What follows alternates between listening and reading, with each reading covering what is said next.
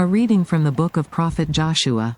Now when all the Amorite kings west of the Jordan and all the Canaanite kings along the coast heard how the Lord had dried up the Jordan before the Israelites until they had crossed over, their hearts melted in fear and they no longer had the courage to face the Israelites. Circumcision and Passover at Gilgal. At that time the Lord said to Joshua, "Make flint knives and circumcise the Israelites again." So Joshua made flint knives and circumcised the Israelites at Gibeath Haraloth.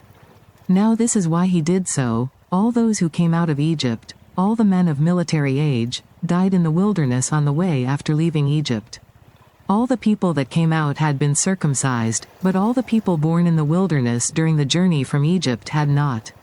The Israelites had moved about in the wilderness 40 years until all the men who were of military age when they left Egypt had died, since they had not obeyed the Lord. For the Lord had sworn to them that they would not see the land he had solemnly promised their ancestors to give us, a land flowing with milk and honey. So he raised up their sons in their place, and these were the ones Joshua circumcised. They were still uncircumcised because they had not been circumcised on the way. And after the whole nation had been circumcised, they remained where they were in camp until they were healed.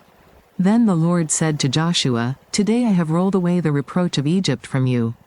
So the place has been called Gilgal to this day. On the evening of the 14th day of the month, while camped at Gilgal on the plains of Jericho, the Israelites celebrated the Passover. The day after the Passover, that very day, they ate some of the produce of the land, unleavened bread and roasted grain.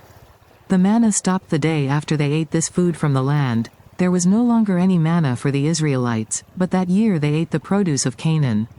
The fall of Jericho. Now when Joshua was near Jericho, he looked up and saw a man standing in front of him with a drawn sword in his hand. Joshua went up to him and asked, "Are you for us or for our enemies?" "Neither," he replied, "but as commander of the army of the Lord I have now come." Then Joshua fell face down to the ground in reverence, and asked him, "What message does my Lord have for his servant?" The commander of the Lord's army replied, "Take off your sandals, for the place where you are standing is holy." And Joshua did so. The word of the Lord.